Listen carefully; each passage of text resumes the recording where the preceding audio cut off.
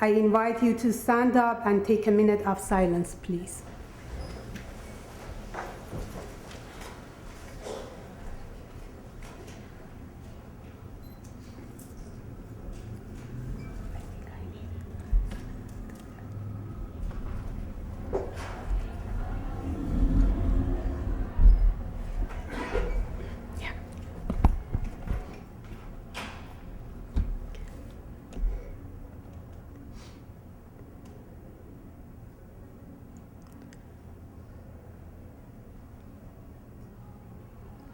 Thank you, everyone.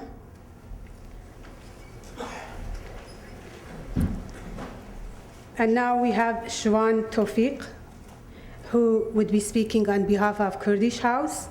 Please join me in welcoming Shwan to the stage.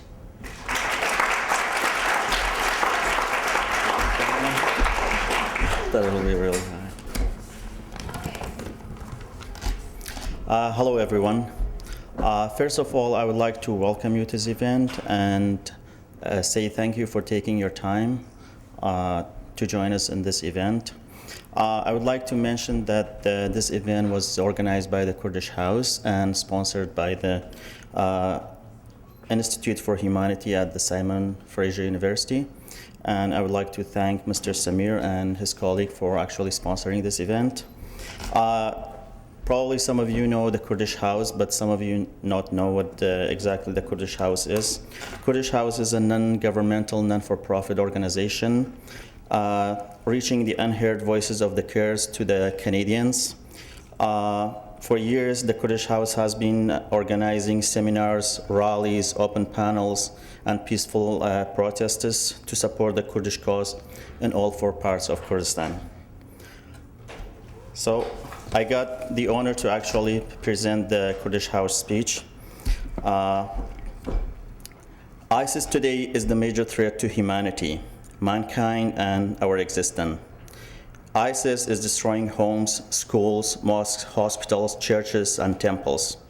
ISIS is destroying our civilization we built and want to send us back to the Stone Age.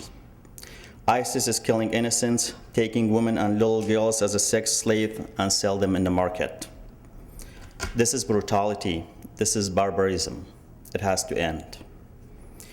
In the battle with ISIS, Kurds have been the spearhead, the only force that effectively defeated ISIS in Middle East.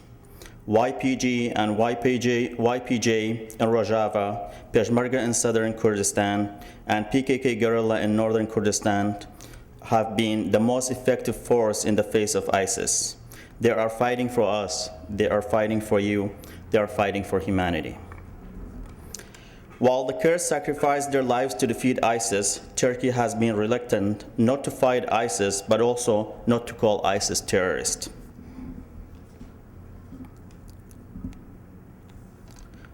There are hundreds of evidence, documents, videos, pictures, and video recording that Turkey is supplying ISIS with modern NATO weapons, sheltering them, opening triage and mobile hospitals on the border for them. And finally, Turkey, the NATO member, is bombing the Kurds who fight ISIS. With the defeat of the Ottoman Empire in the First World War, the Allies created the modern Middle East. And while the Treaty of Sevres in 1920 provided for an independent Kurdistan, it was never ratified. Instead, the Allies came up with a plan in 1923 in another treaty called Treaty of Lausanne to divide the Great Kurdistan between Turkey, Iraq, Syria, and Iran. And since ever and until now, the Kurds are facing persecution, death, and torture in all these 4 parts of the states that took our lands. In 1930, the Turkish Minister of Justice declared, that's his quotation, "I won't hide my feelings. The Turk is the only lord, the only master of this country. Those who are not Turk will have the only right in Turkey, the right to be servants and slaves." How ironic. They invaded our lands and they want us to be slaves.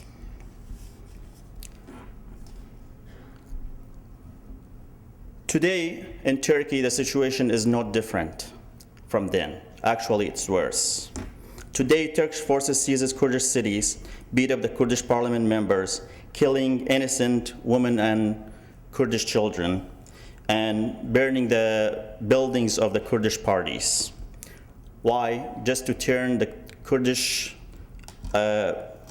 attention away from the ISIS. All what we want is, we want our rights, we want our lands back. But there's a problem. They call us terrorists, and this is supported by US, by Canada, and the other allies of Turkey. What a shame. Turkey has joined the so-called battle against ISIS, but the real targets are only the Kurds, and the world seems to turn the blind eye. As Canadians, I think it's time to wisely think and know where our tax dollars go. It's time to stop supporting the Turkish state, which uses our resources to kill innocents. It's time to vote Turkey out of NATO. Thank you.